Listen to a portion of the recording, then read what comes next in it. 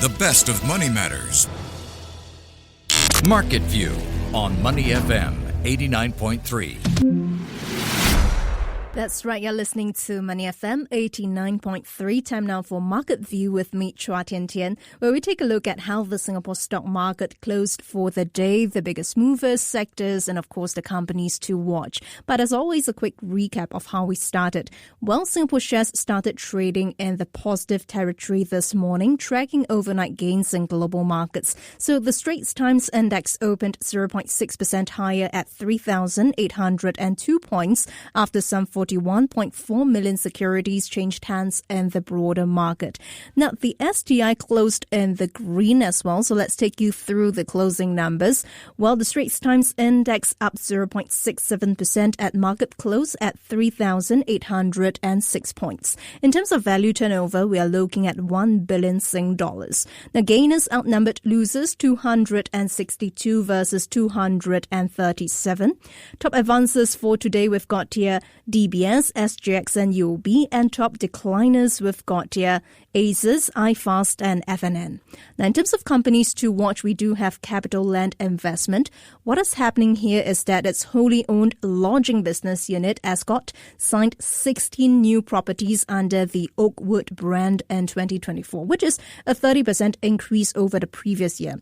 Now, elsewhere from South Korea's SK Hynix posting record quarterly profits on the back of strong sales of advanced chips, to how Saudi Arabia is reportedly planning to put in $600 billion in new U.S. investments and trade. We've got more corporate and international headlines in focus. And joining me on the line on a Thursday is David Chow, Director at Azure Capital. David, welcome. Hi, Indian. Hi, everyone. Great to have you join us. And let's start with the Singapore stock market as usual. David, how did the STI fare today? A couple of things influencing markets. We do have the S&P 500 in the US hitting a record high in the previous session. Stellar results from Netflix, optimism on Trump's new AI investment plans.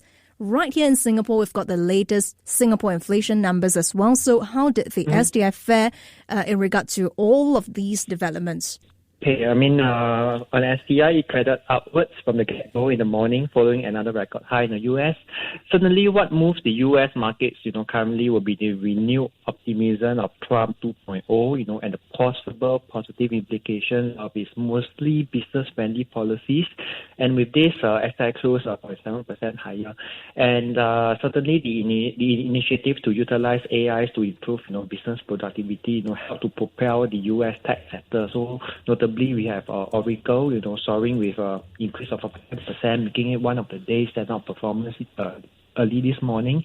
And I would say this surge actually reflected, strong investor confidence, possibly due to recent enhancement or earnings surprises. So with this strong momentum in the U.S. tech sector, one would logically expect, the tech sector in Singapore to have, their own mini rallies, but, not necessarily so, judging from some of the more popular tech proxies like, UMS, Franken, or even STI constituents, Venture Corp. And you have to really drill down further, of the list of tech companies in Singapore to get to companies such as 370 million market cap, PC Partners, which is a leading global manufacturer of computer electronics. They do graphic cards, motherboards, and gaming hardware. And if you ask me what's that one stock that really rallied today, solely from the US tech rally alone, I would have to say it's PC Partners.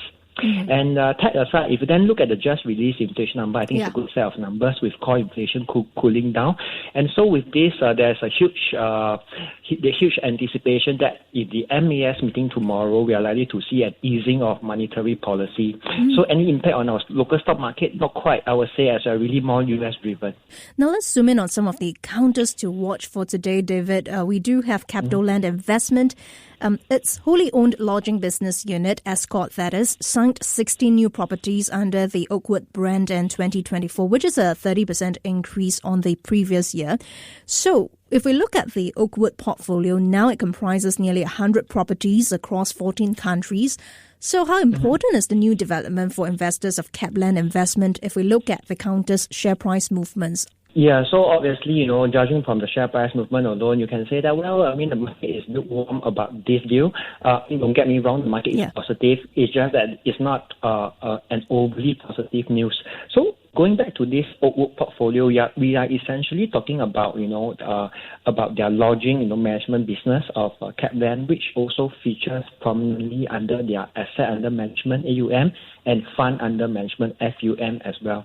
And lodging is, I think, approximately about 34% of AUM, total AUM, and approximately 11% of FUM. So in absolute terms, I think this will amount to 57 billion.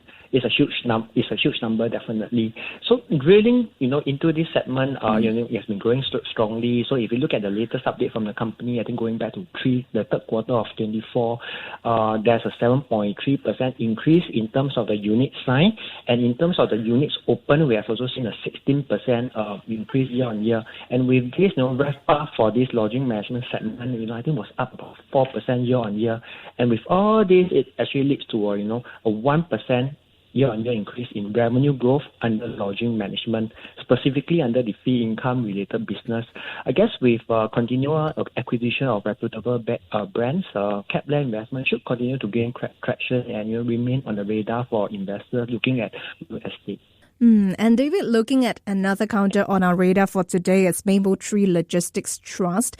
DPU, distribution per unit, up 1.5% on the year to some 3.41 Singapore cents for Q3 ended December. It's Q3 ended December. How would you read into the latest numbers? And all in, how far did S-REIT's earnings out this week compare against your expectations? I think for Mapletree Industrial Trust, to me the results was quite resilient. The DPU numbers was not only up 1.5% year on year, but also 1.2% quarter on quarter. So it shows a continual momentum. And drilling down, we do see that the strong performance was mainly due to continuous stable operational performance, coupled with strong capital management, plus keeping their cost of debt really stable at about 3.1%, which is 0.1% down Q on Q. And on a 9-month basis, we also noted that gross revenues and net property income was marginally higher at around 3% and 2% higher respectively. So pretty much in line with our expectations. And one thing to note is that the higher performance was also driven by higher rentals, which is achieved portfolio-wide. So it's just not one or two properties, but it's rather a broad base. So this is what we like. And I think looking ahead, I think management did say that the overall cost of debt will increase marginally given the rolling off of interest rate hedges. But this is something that we are not worried about. And as a whole, S-REIT results so far have been decent and mostly meet our expectations. And this should go a long way to support their share prices because S-REIT sector as a whole now is really trading at an attractive average price of about 8 times, and their yields, looking at FY25 and next year FY26, is about 6.3%. Okay. Now, if you're just tuning in, when I'm in conversation with David Chow, director at Azure Capital. Well, David, across the region, earlier we saw Asia shares up, helped by a jump, and Chinese shares on Beijing's latest measures to shore up its crumbling stock market. Now, just to take our listener through what happened, China today announced a plan to guide hundreds of billions of yuan of new capital from state-owned insurers into stocks each year. So how would you read into the move as the country gears up for more tariffs by the Trump administration over in the U.S.? Okay, I think this move from China is hopefully, one of many so-called stimulus measures to really support the economy and their stock markets. So, but before that, when Trump took office earlier this week, it helped off unveiling China-specific tariffs on his first day. So this is perhaps a good signal. And instead, ordered his administration, to address unfair trade practices globally and investigate whether Beijing had actually complied with the deal signed during his first term. So he's adopting a wait and see, and delaying this China-specific tariff also suggests to us that he is perhaps adopting a more deliberate approach to look at the implementation of tariffs And so this aligns with a series of seemingly friendly moves to aim at perhaps reducing tensions between them and China. And also he gave a call to President Xi. So, this is seen as quite positive to us for the time being. But on the flip side, this could also be a case of, courtesy before force.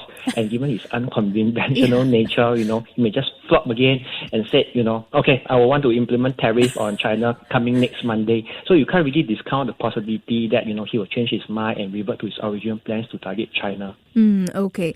Now, staying in Asia, David, it seems like either TSMC, SK Hynix or Samsung, either one is reporting earnings every time we talk on air. This time around, it is South Korea's SK Hynix. Now, SK Hynix posted a record quarterly profit today as the supplier of NVIDIA saw strong sales of advanced chips such as the high bandwidth memory or HBM chips used in generative AI chipsets. So, SK Hynix, which is the world's second biggest memory chip maker, it posted quarterly operating profit of 8.1 trillion won, 7.64 billion Sing dollars. And analysts said this is actually the first time that SK Hynix's quarterly operating profit beat Samsung's total operating profit. Now, question for you, David, how would you read into the latest numbers? I mean, Samsung announced a new smartphone with Qualcomm's chips today. How would you assess Samsung's competitiveness as well? Okay, I think for a start, we all know that memory chips are really vital for data storage in devices like smartphones, laptops, an area where Samsung once excelled in. However, I think advanced AI applications now demand high bandwidth memory technology, and this is something that SK Hynix has done really well. As you can see from the record operating profits, it's no secret in the market that Samsung has lagged behind SK Hynix. If you look at second half of last year, when Samsung looked to benefit from global AI boom, profits were surging at one time and the stock was also rising towards an all-time high. Then came disappointing quarterly results and a rare apology by the head of Samsung chip business in October last year.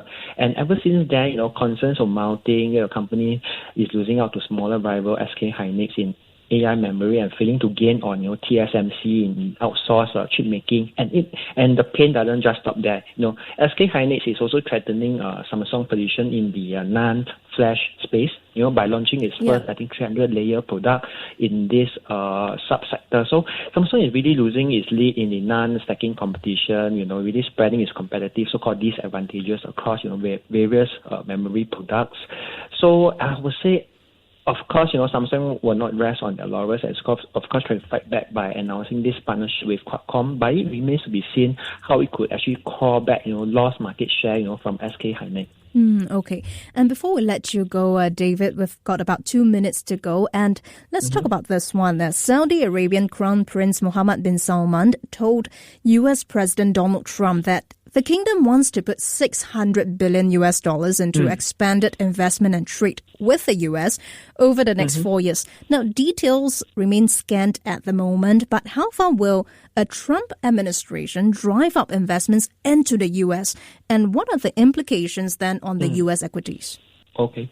I would say if I remember what I read some time back ago on something published by U.S. Department of Commerce, I think U.S. remains the world top destination for FDI, for the 12 consecutive years, stretching all the way back and to 2024. So if I drill down to, if I remember, top 10 countries in that list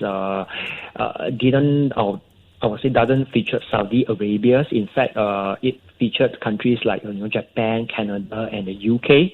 So to have Saudi Arabia, taking an interest in the US will be perhaps what US will be seeking, to expand the countries contributing to its FDIs. And we know that economic development will be very important under Trump 2.0. So we can expect Trump to be a vocal champion of construction and infrastructure in his second term, and even take legislative actions to encourage ambitious projects. So a case in point will be the AI developments he announced a couple of days ago, and this has boosted tech stocks as mentioned earlier on. And we know that Trump is quite anxious on propelling the U.S. stock market, and you can see that from his first term. So apart from AI developments, which I think will be could be a clear beneficiary, we could also take a look at energy transformation.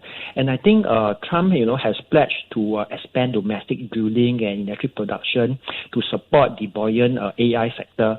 So I would expect energy sectors to perhaps be something that investors will want to monitor going forward. I see. Lots to watch and to track indeed. Thanks so much for the insights, David. That was David Chow, Director at Azure Capital. Thank you so much for joining us on Money FM 89.3. Before acting on the information on Money FM, please consider if it's suitable for your own investment objectives, financial situation, and risk tolerance.